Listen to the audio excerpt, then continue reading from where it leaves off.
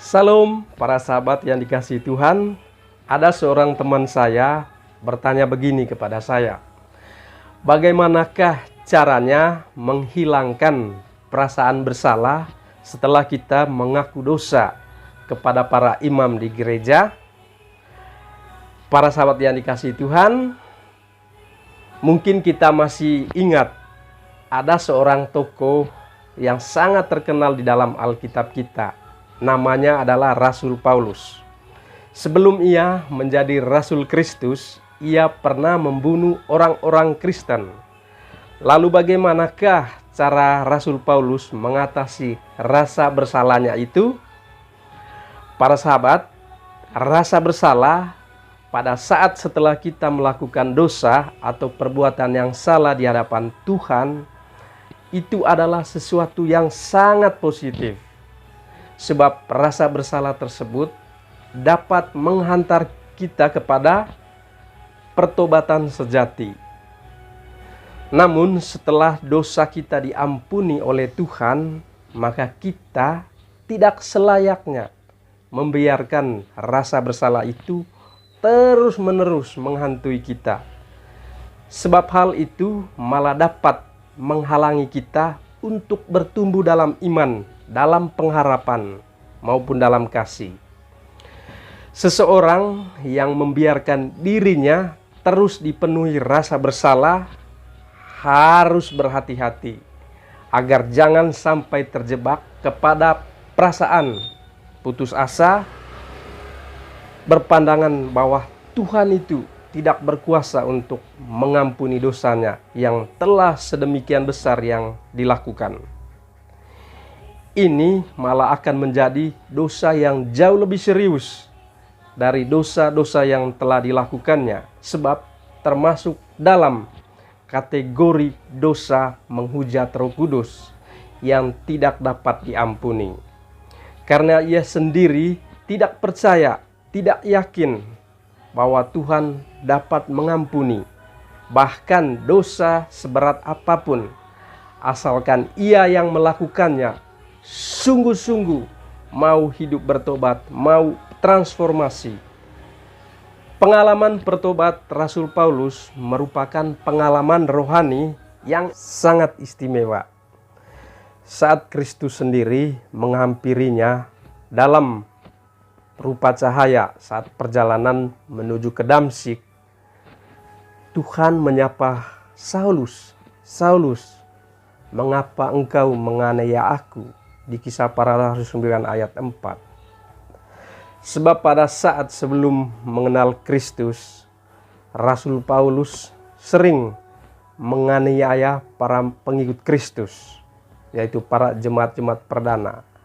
Pengalaman rohani perjumpaan dengan Kristus membawa dampak perubahan secara total kepada Rasul Paulus, yaitu pertobatan yang sungguh sangat luar biasa. Ia kemudian bertobat, kemudian dibaptis, dan kemudian ia menjadi salah satu Rasul Kristus yang banyak menuliskan surat-surat pengajaran kepada jemaat atau kepada gereja kita. Dan sepanjang pengetahuan saya para sahabat, kitab suci tidak menyebutkan secara spesifik bagaimana cara Rasul Paulus menghilangkan rasa bersalahnya setelah pertobatan. Hanya kita mengetahui bahwa pertobatan Paulus membawa pengaruh yang sangat luar biasa di dalam kehidupannya setelah dia mengalami transformasi atau metamorfosa. Rasul Paulus begitu berapi-api mewartakan kasih Kristus yang telah menyerahkan nyawanya untuk mengampuni dosa manusia. Kemudian Rasul Paulus juga dengan rendah hati mengakui segala kesalahannya yang dulu dia lakukan di hadapan para jemaat. Kita bisa membaca di 1 Korintus pasal ke-15 ayat 9. Rasul Paulus juga menyadari sepenuhnya dengan kelemahan dan ketergantungannya atas rahmat Allah, dan terus-menerus mendisiplinkan dirinya untuk mengerjakan keselamatan dengan takut dan gentar. Di 1 Korintus pasal kedua ayat 3. Rasul Paulus juga tidak takut menghadapi tantangan-tantangan dan penderitaan yang menyertainya sebagai seorang rasul. Rasul Paulus juga melupakan apa yang telah terjadi di masa lalunya, apa yang telah terjadi di belakang, dan mengarahkan pandangan kepada apa yang ada di hadapannya. Nah, saudara-saudariku yang dikasihi Tuhan, jika kita mengikuti keteladanan Rasul Paulus, maka yang perlu kita lakukan jika jatuh ke dalam dosa adalah kita harus bertobat dengan tulus di hadapan Tuhan. Perjumpaan dengan Kristus yang mengampuni itu terjadi dalam sakramen tobat, yang melaluinya kita sebagai pengikut Kristus menerima rahmat pengampunan dari Allah yang memperbaharui kita menjadi manusia yang baru.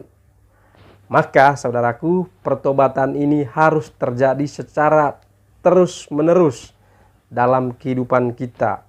Bukan hanya satu kali saja, agar kita senantiasa mengalami rahmat pengampunan dari Allah yang memerdekakan kita dari keterikatan dosa dan perasaan bersalah yang terus menghantui kita.